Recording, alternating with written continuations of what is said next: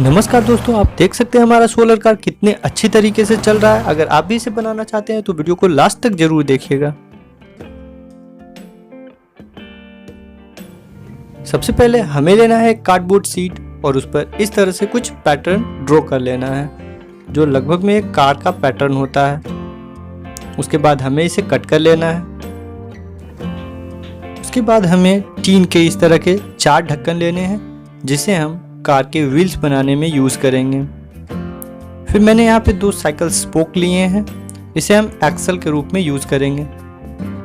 यहाँ पे मैंने एक ग्लू स्टिक लिया है। ग्लू स्टिक्स के छोटे छोटे 4 बटन हमें काट लेने हैं। इन बटन्स की मदद से हम इन ढक्कन को स्पोक में एक जगह पे फिट कर पाएंगे ताकि वो आगे पीछे ना हो।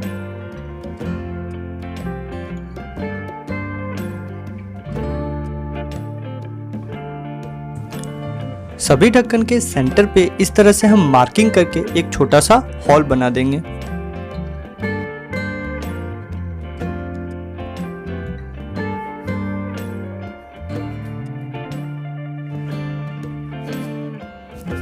इस ढक्कन को स्पोक में सेट करने के लिए हमने यहाँ पे इस 2 कंपोनेंट्स ग्लू का यूज किया है।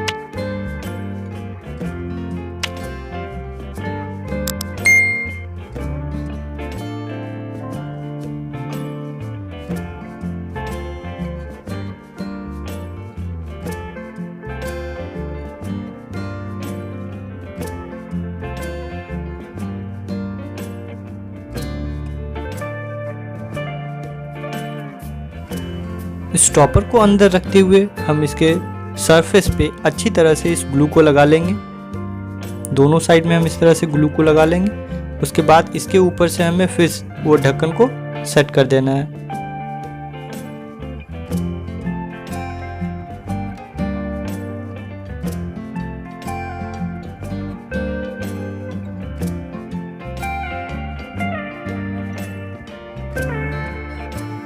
इस तरह चिपकाने के बाद इसे हम 8 घंटे तक सूखने के लिए छोड़ देंगे। सूखने के बाद अभी हमारा दोनों व्हील्स एंड एक्सल तैयार हो चुका है। हमने इसे यहाँ पे पेंट कर दिया है। पेंट करने के बाद हम इसके ऊपर से मार्कर से ये स्पॉक्स बना लेते हैं जिससे ये और भी खूबसूरत लग रहा है। प्लास्टिक एल्युमिनियम कंपोजिट शीट से इस तरह से एक गोल शेप हमें कट कर लेना है, बाद में हम इसका यूज करेंगे। फिर यहाँ पे हमने एक छोटा सा टीन का सीट लिया है और उसे इस तरह से कुछ फोल्ड कर देंगे जिसका उपयोग हम व्हील्स एंड एक्सल को अपने मेन फ्रेमवर्क में सेट करने के लिए यूज़ करेंगे। हमें टोटल ये 4 बनाने हैं। तो एक मेरा यह बनकर रेडी हो चुका है और बाकी के 3 मैंने पहले से बनाए हैं। तो ये चारों मेरे इस तरह से हैं। इसे मैंने यहाँ पे सेट कर दिया है और ये सारे व्हील्स और एक्सल अपने अपनी जगह पे अच्छे से सेट हो गए हैं। जो शेप हमने कट किया था उसका यूज अब हम यहाँ पे करेंगे। तो इसे हम यहाँ पे सेट इस तरह से कर देंगे। सेट करने से पहले इस रबर बैंड को इसके अंदर हमें डाल लेना है।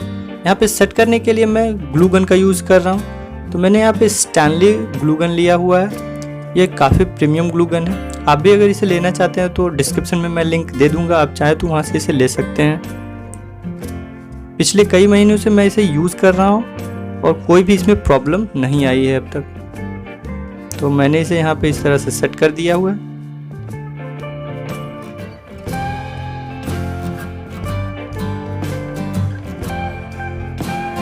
अब ये सूख कर रेडी हो चुका है। अब हम इसके आगे एक मोटर लगा देंगे। ये मोटर हमें एक पुराने पड़े खिलौने में मिला था, उसे हमने यहाँ पे यूज़ किया है।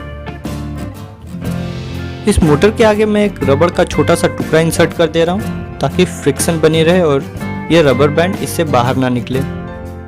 इसे मैंने यहाँ पे सेट इस तरह से कर दिया और ये रबर बैंड इस मोटर पे मैंने लगा दिए। और ये जब मैं देखिए इसे रोटेट कर रहा हूँ तो हमारा पीछे का व्हील भी थोड़ा थोड़ा घूम रहा है।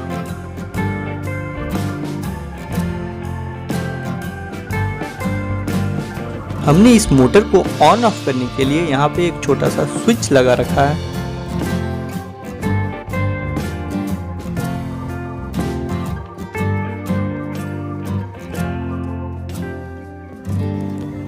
ये एक सोलर प्लेट है जिसे हमने घर पे पड़े पुराने चाइनीज लैंप से निकाला है। मोटर को पावर देने के लिए हम इस सोलर प्लेट का यूज़ करेंगे।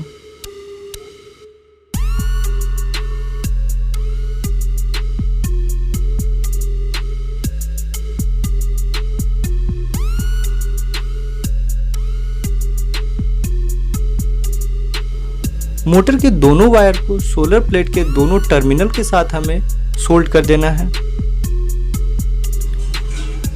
फिर हमने यहाँ पे अपने सोलर कार को इस तरह से पेंट कर दिया है, जिससे ये थोड़ा चार्मिंग लग रहा है।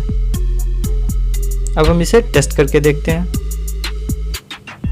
इस सोलर कार को चलाने के लिए हमें बैटरी की यूज़ करने की कोई ज़रूरत नहीं है। तो यहाँ पे देखिए मैं इसे चला के दिखा रहा हूँ और बहुत ही ब्यूटीफुली ये चल रहा है।